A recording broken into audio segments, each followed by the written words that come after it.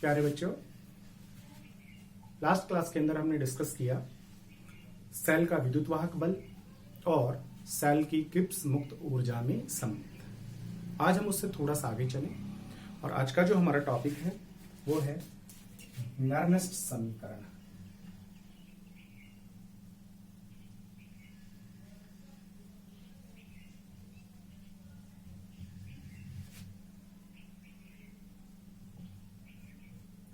नर्नेस्ट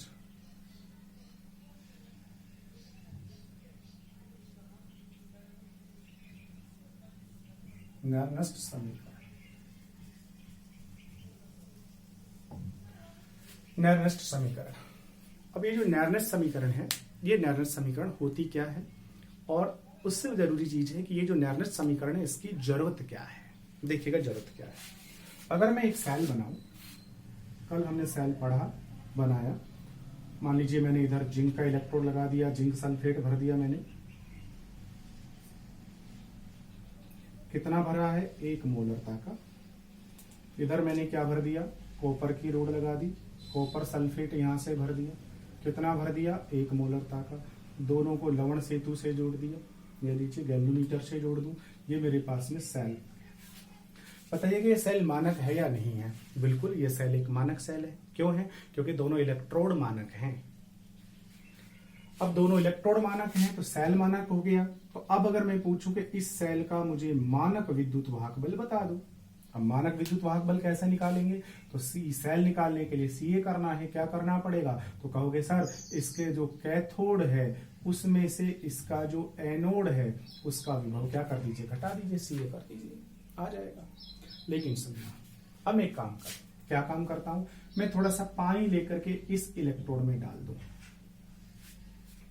अब जैसे मैंने इसमें पानी मिला दिया है तो मुझे बताओ इसकी सांद्रता क्या 1 मोलरता रहेगी? नहीं, इसकी सांद्रता बदल गई। अब मान लो इसकी सांद्रता 0.1 मोलरता हो गई।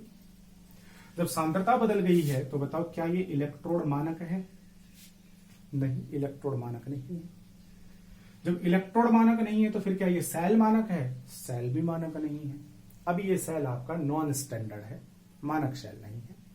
जब ये सेल मानक नहीं है तो फिर बताओ इस सेल का विद्युत वाहक बल क्या होगा? अब आपको लिखना है ई सेल। नोट नहीं लगाना, नोट कब लगाते? जब मानक होता। अब मानक नहीं है, अब आपको इस सेल का विद्युत वाहक बल ज्ञात करना है। ये कैसे निकालें? तो क्या इसे भी हम कैथोड माइनस एनोड करके निकाल दें? नहीं, कैथोड माइनस एनोड करके तो बस केवल मानक विद्युत वाहक बल ज्ञात किया जाता है। याद रखना है, जब आपका सेल नॉन स्टैंडर्ड होगा, याद रखना है, जब आपका सेल नॉन स्टैंडर्ड होगा। तो देखो हमने यहां पानी मिलाते ही सांद्रता बदल गई, इलेक्ट्रॉन नॉन स्टैंडर्ड हो गया, मानक नहीं है, अमानक हो गया, नॉन स्टैंडर्ड हो गया, तो सेल भी नॉन स्टैंडर्ड हो गया। तो जब सेल आपका नॉन स्टैंडर्ड हो जाए तो फिर उस सेल का विद्युत वाहक बल सीए करके ज्ञात नहीं करना, ऐसे नहीं आएगा। तो फिर क्या करना पड़ेगा? तो याद रखना है N4 नॉन स्टैंडर्ड और N4 होती है नर्नेस्ट इक्वेशन। तो अब ये जो सेल है, इस सेल का जो विद्युत वाहक बल होगा, इस सेल का विद्युत वाहक बल आपको नर्नेस्ट इक्वेशन या नर्नेस्ट समीकरण से ज्ञात करना है। तो सबसे पहली चीज, ये नर्नेस्ट समीकरण हम पढ़ क्यों रहे हैं, इसकी क्या जरूरत है, क्या कोई आवश्यकता है इसकी?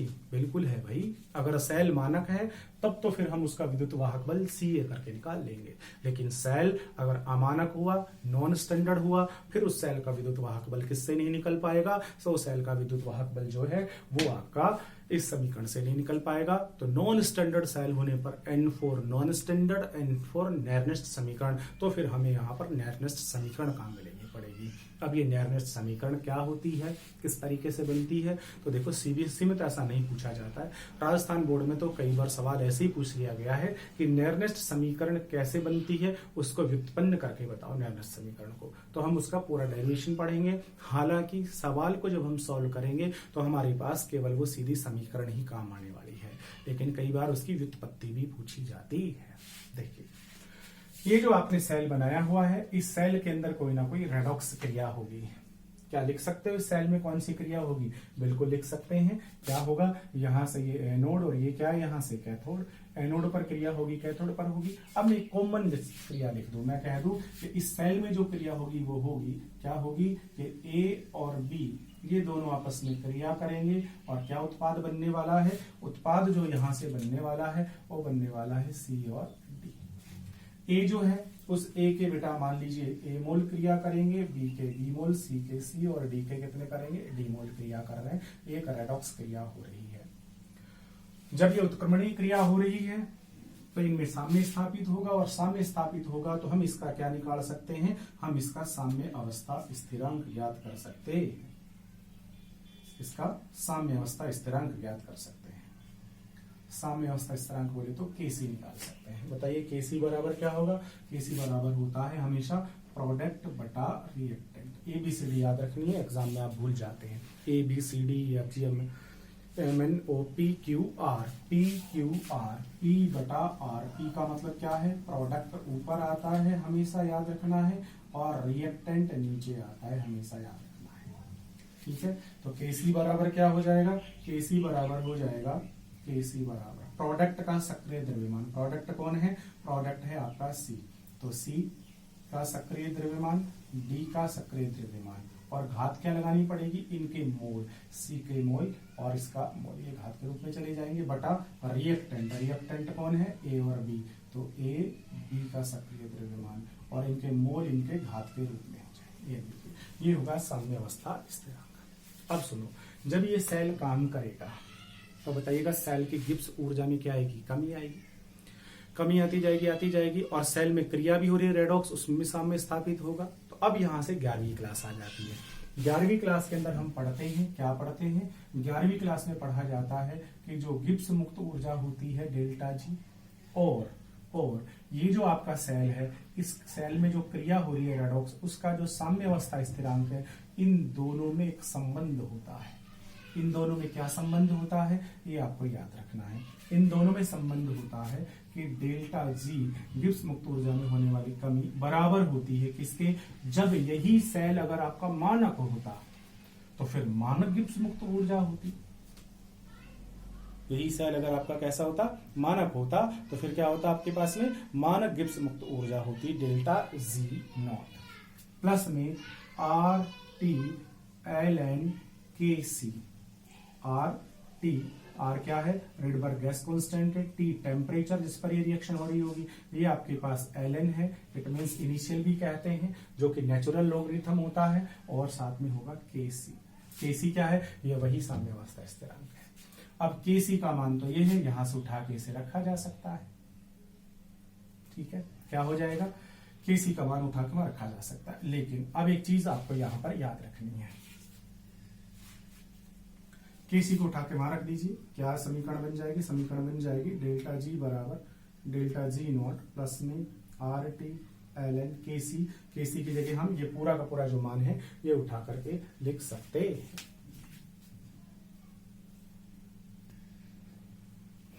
अब देखिए यहां से, तो इसको हम इस तरीके से लिखें, डेल्टा जी बराबर delta G not plus R T L N K सी।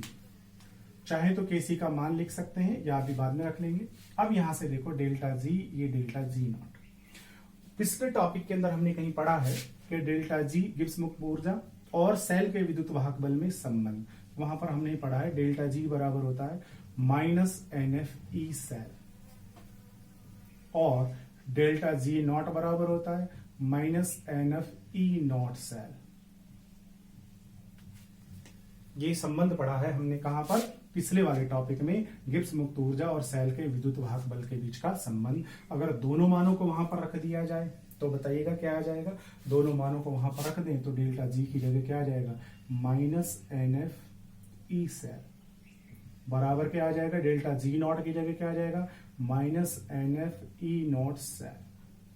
और आगे क्या आ जाएगा? आगे आ जाएगा प्लस में are T L N K सी। अब देखो यहां से कुछ कट सकता है क्या? माइनस से माइनस कट जाएगा। ठीक है, या ऐसा ना काटे, ऐसे नहीं कटेगा। एक काम करते हैं, यहां से ये जो आपके पास ई सेल है, इस ई सेल को निकाल लीजिए। अगर आप इस ई सेल को निकालना चाहते हैं तो फिर आपके पास यहाँ पर क्या है, माइनस एन एफ है ना, तो इस माइनस एन एफ का ला करके इसमें भी और इसमें भी, दोनों में क्या लगाना पड़ेगा आपको, भाग लगाना पड़ेगा, दोनों में भाग लगा दीजिए। क्या आ जाएगा, यहां से आपके पास आ जाएगा ई सेल बराबर minus N F E not cell, ठीक है, बटा भाग किसका लगा दिया आपने, एन एफ का, और उधर क्या बचा हुआ है आपके पास पहले से, प्लस में are T L N K सी, इसमें भी डिवाइड किसका लगा दिया, इसमें भी जो आपने भाग लगाया है वो भाग लगा दिया है किसका, माइनस एन एफ। अब माइनस एन एफ से माइनस एन एफ कट गया है, यहां जब हम भाग लगाएंगे क्या बच गया यहां पर, ई सेल बराबर, इससे ये कट गया तो यहां पर क्या बच गया है, ई नॉट सेल, सेल का मानक विद्युत वाहक बल।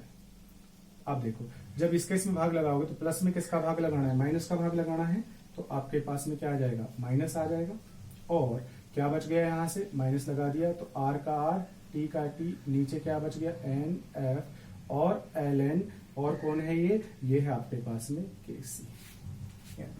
अब केसी जो है उसका मान उठा के यहां रख दीजिए, आप पहले भी रख सकते थे, पूरा का पूरा मान वहां पर आ जाएगा। क्या संबंध आ जाएगा, संबंध आ जाएगा ई सेल बराबर E not cell minus R T बटा एन एफ एल एन, क्या आ जाएगा, केसी, केसी का मान क्या है, सी की सांद्रता डी की सांद्रता पावर सी डी अपॉन ए की सांद्रता बी का सक्रिय द्रव्यमान, ये आपके पास आ गया है। ये संबंध हो गया, यहां से भी लिख सकते हो और यहां से भी लिख सकते हो, ये हो गया है इन दोनों का संबंध।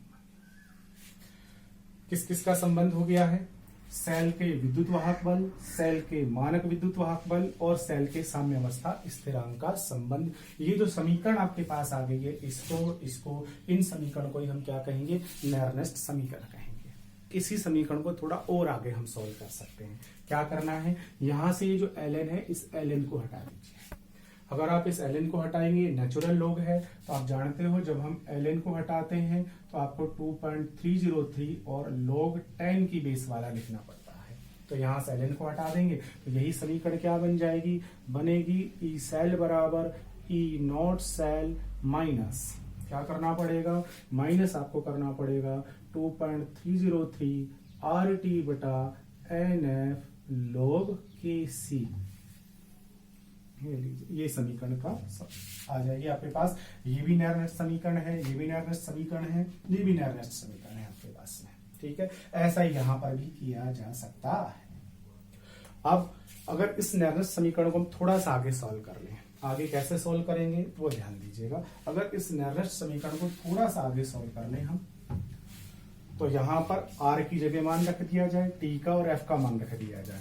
देखो क्या आ जाएगा, ई सेल बराबर ई नॉट सेल माइनस 2.303 गुणा r का मान कितना होता है, r यहाँ रिडबर्ग गैस स्थिरांक है, इसका मान होता है 8.314 जूल पर केल्विन पर मोल, गुणा तापमान कितना है 298 केल्विन, मानक मान के चलना है, बटा में एन क्या चीज है, याद कीजिए शुरू में एन हमने पढ़ा पिछली क्लास में, एन होता है number of electrons transferred in balance redox reaction. जो बैलेंस रेडॉक्स रिएक्शन होगी उस सेल में, उसमें होने वाले इलेक्ट्रॉनों का ट्रांसफर, वो नंबर है एन।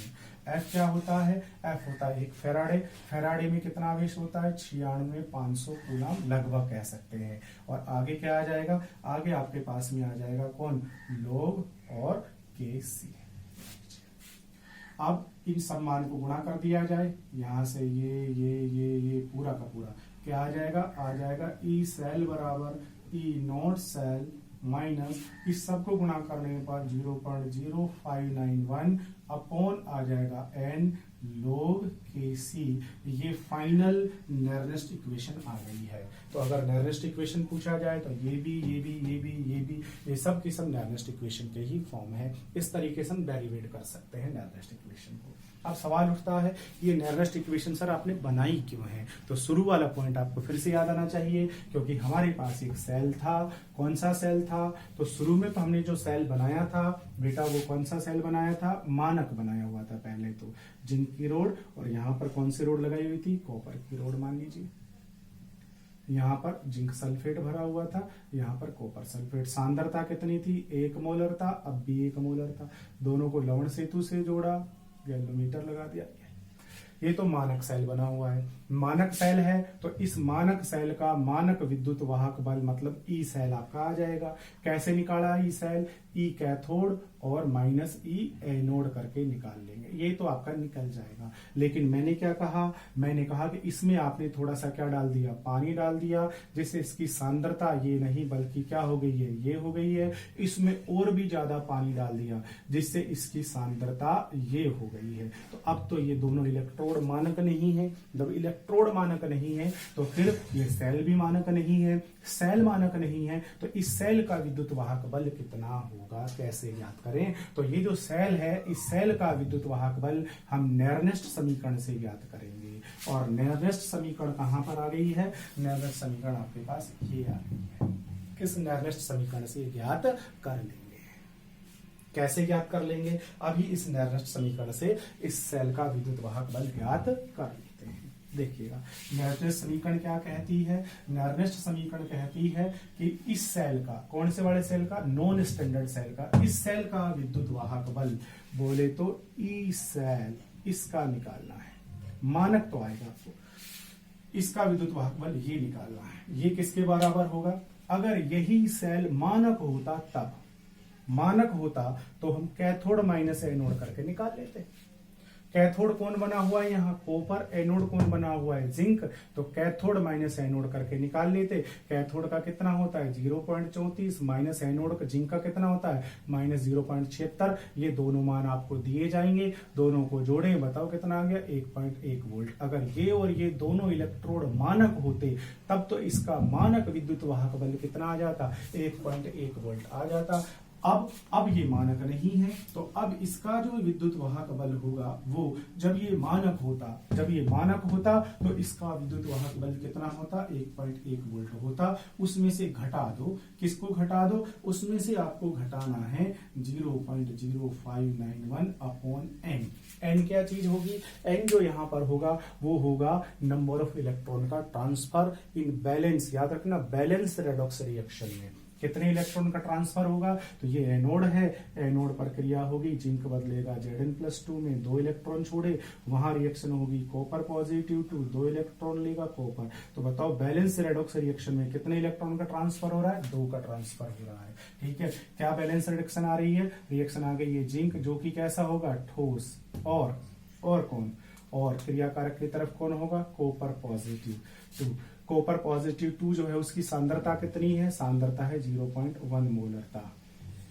ठीक है बेटा, उत्पाद बन रहा है। क्या उत्पाद बन रहा है? यहां से उत्पाद कौन बन रहा है? कॉपर ठोस। और कौन बन रहा है? और बन रहा है यहां से जिंक, Zn+2। और उसकी सांद्रता कितनी है? उसकी सांद्रता 0.001 मोलरता। ये बैलेंस रेडॉक्स रिएक्शन आपके पास आ गई है। बैलेंस रेडॉक्स रिएक्शन आपके पास आ गई है। बताओ कितने इलेक्ट्रॉन का ट्रांसफर हो रहा है? 2 इलेक्ट्रॉन का ट्रांसफर हो रहा है। तो यहाँ n की जगह आपको कितना मान लिखना है? 2। आगे क्या लिखना पड़ेगा? आगे लिखना पड़ेगा आपको log Kc।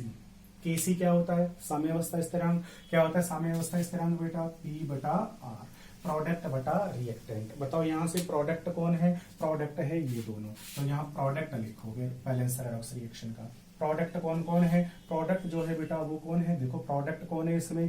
कॉपर। कॉपर कैसा है? ठोस। साथ में कौन है? कॉपर की सांद्रता या सक्रिय द्रव्यमान। साथ में कौन है? साथ में है जिंक। जिंक का सक्रिय द्रव्यमान या सांद्रता। बटा क्या लिखना है? रिएक्टेंट।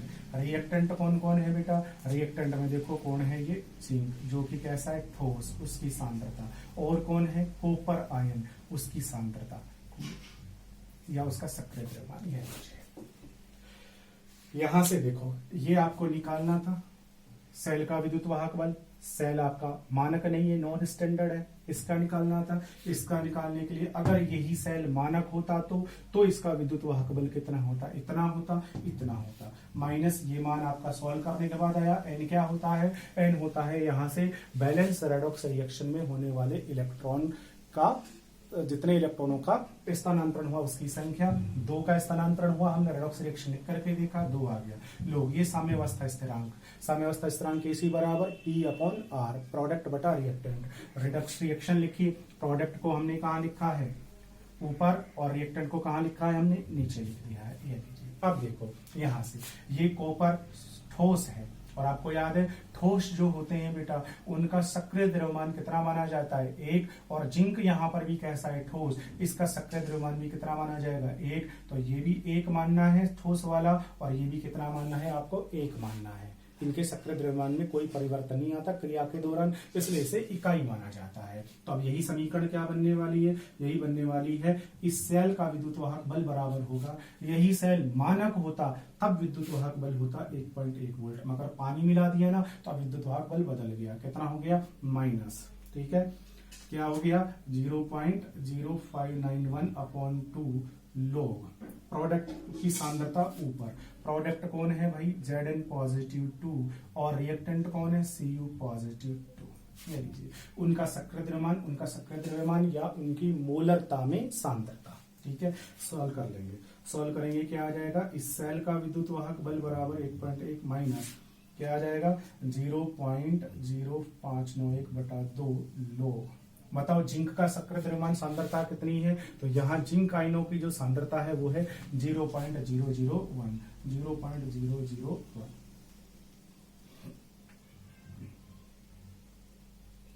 ये लीजिए, और कॉपर आयनों की कितनी है, कॉपर आयन की है 0.1। इसे क्या कर देंगे, सॉल्व कर देंगे। सॉल्व करोगे तो देखो एक के बाद पॉइंट यहाँ आ जाएगा, एक के बाद पॉइंट यहाँ आ जाएगा, तो यही मान कितना बन जाएगा, यही मान बन जाएगा 0.01/1। अगर इसका पॉइंट हटा दिया जाए तो पॉइंट की जगह तो 1 है, और 2 के बाद 0 तो 2 0 आ जाएगी। इसका मतलब यही मान आगे जाके बन जाएगा 1/100। ठीक है, ऐसा अगर नहीं लिखना चाहते हो तो क्या कर सकते हो, सीधा इसे सॉल्व कर दीजिए। सीधे कैसे सॉल्व कर दोगे इसे, ये 0.001 है, इसी को अगर हम 10 की पावर के फॉर्म में लिखें तो बताओ क्या बन जाएगा, इसे ही अगर हम 10 की पावर के फॉर्म में लिखेंगे तो ये बन जाएगा 1 × 10 की पावर -2। ऐसे नहीं लिखना चाहते हो तो ऐसे ही रख लीजिए, पॉइंट हटाओगे तो ये 1 और 2 के बाद 0, तो इसको हम 1/100 लिख सकते हैं।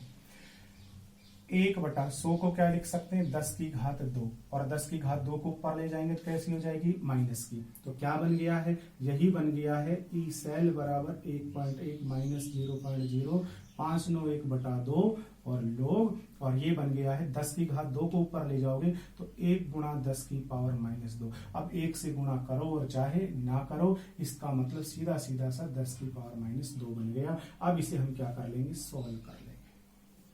अब इसे सोल्व कैसे करेंगे, तो आपको याद होगा अगर कोई संख्या log 10 की पावर -2 लिखी है तो इस -2 को कहाँ लाना पड़ता है, आगे, और क्या बन जाता है ये, -2 log 10 बन जाता है।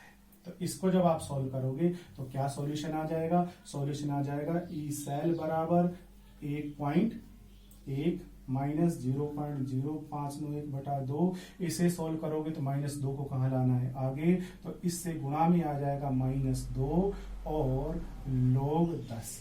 log 10 का मान कितना होता है, log 10 का मान 1 होता है, 1 से गुणा करोगे तो ये कितना रह जाएगा, 1 ही, यही रह जाएगा -2। अब देखो क्या आ गया, ई सेल बराबर आ गया 1.1 माइनस 0.0591/2 और गुणा में माइनस का 2 से 2 कट जाएगा, कितना आ जाएगा, -1, माइनस के 1 को इससे गुणा करोगे माइनस माइनस प्लस बन जाएगा। बताओ क्या बन जाएगी, सेल बराबर 1.1 माइनस माइनस प्लस 0.0591। इसे इसमें जोड़ दीजिए, बताओ कितना आ जाएगा, ई सेल बराबर आ जाएगा 1.1591 वोल्ट। अब देखो ये जो सेल आपके पास बना है, इस सेल का विद्युत वाहक बल 1.1 वोल्ट नहीं होगा। जब आपने इन दोनों में पानी मिला दिया था तो ये सेल कैसा हो गया था, अमानक हो गया था, और अमानक होने पर इसका विद्युत वाहक बल बदल गया था। अब अमानक होने पर इसका विद्युत वाहक बल हमने नेरनेस्ट समीकरण से ज्ञात किया। नेरनेस्ट समीकरण के अंदर आपको ये मान आपको पहले से वहां से दिया जाएगा, नहीं भी देता है तो वो कैथोड और एनोड का विभव बता दे, ये मान आपको खुद निकाल लेना है और खुद निकालना ही पड़ेगा एग्जाम के अंदर। खुद निकाल के रख दिया, ये मान आपको याद होगा। एन का मान कहां से निकालना है, जो रेडॉक्स रिएक्शन हो रही है संतुलित वाली, उसमें इलेक्ट्रॉन की संख्या वो एन का मान हो जाएगा। लोग केसी का मान रखना पड़ेगा, प्रोडक्ट बटा रिएक्टेंट। तो इनके रेडॉक्स रिएक्शन तुम्हें लिखनी है, उसमें प्रोडक्ट को ऊपर लिख दो, रिएक्टेंट को कहां लिख दो, नीचे लिख दो।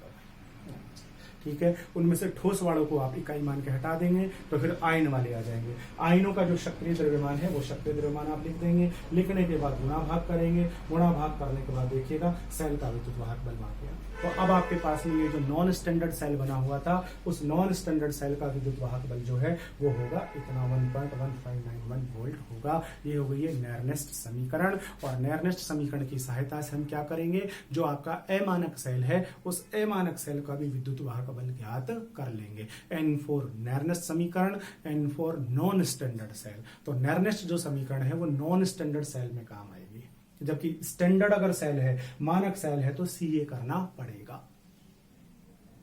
That's right. ये हो गया है नेरनेस्ट समीकरण। अब ये जो नेरनेस्ट समीकरण है, इस नेरनेस्ट समीकरण के ऊपर बहुत सारे न्यूमेरिकल्स होते हैं। तो अगली क्लास के अंदर हम क्या करेंगे, नेरनेस्ट इक्वेशन के ऊपर बेस्ड जो न्यूमेरिकल प्रॉब्लम्स है उनको हम फिर से सॉल्व करेंगे।